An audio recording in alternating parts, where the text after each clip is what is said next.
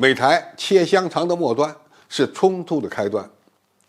台海将维持一个脆弱的和平局面。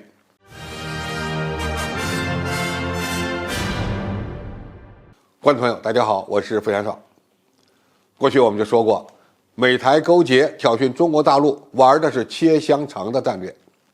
其主要表现特点不是直接触碰红线，而是在危险的边缘不断的试探。佩洛西在去年8月份挑起台海军事危机，虽然最后未发生军事冲突，但是中国大陆通过锁台军事行动展开了强有力的反击，最终让台海两岸之间的基于9·2共识所达成的台海中线的默契消失。自此，解放军对台巡航极大地压缩了台军的反应时间。你也可以理解为，美台这次切香肠，最后呢，因为失去了台海中线，而切到了自己的手指头。此后，解放军反击台独的行动在台海形成了新常态，对台军的防御纵深进一步的压缩。在这次蔡英文过境美国与麦卡锡见面，同样又是在切香肠，因为麦卡锡是台湾地区领导人过境美国所见的最高级别的政客，而解放军同样通过军事行动展开了一次切大饼式的反击。从东部战区发布的图片和视频看，参演部队得以更近距离地观看中央山脉和台湾岛沿岸的一些标志性建筑，意味着解放军的进逼力度超过了去年8月。东部战区海军徐州舰在距离台湾地区海军的宜阳舰大约5海里的地方，向台军的宜阳舰实施了机动逼近。这次演习虽然没有发射实弹，但是通过画面展示了对台军实施外科手术式打击的战术。而且辽宁舰航母前出西太平洋，开始构建在台湾东部地区的攻防体系，证明解放军在围岛战场能力建设上获得了新的进展。你可以这么理解，除了没有开打，解放军这次对台独分裂活动所展开的反击，就是未来动武的一种预演。那么我们该如何理解中国大陆与美台勾结之间的较量呢？首先，反击台独挑衅只会越来越硬，不给美台任何侥幸的空间。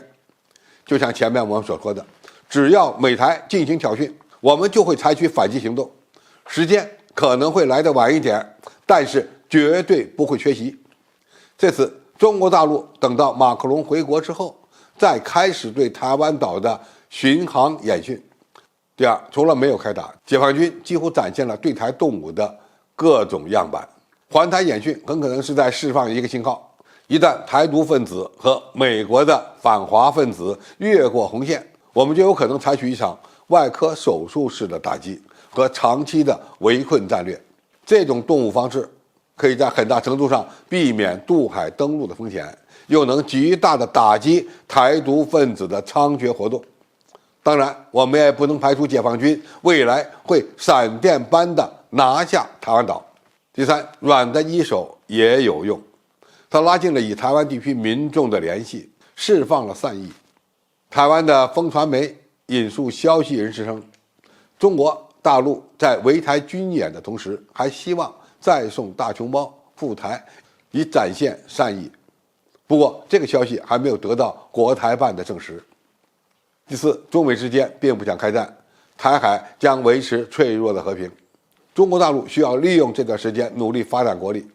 如果我们站在更高的角度来看中美在台湾问题上较量，证明美国人不想打仗，而中国大陆仍然希望能够推进和平统一。军演的目的是对台独的威慑，非到万不得已不会选择战争。对中国大陆而言，现代最大的战略利益仍然是发展，在我们准备更充分的时候再动手，更符合大陆的利益。总体而言，台海又经历了一次军事危机，但是又没有打破脆弱的和平。这种战略格局与美国不敢在台海打，中国大陆还想通过和平方式完成统一有关。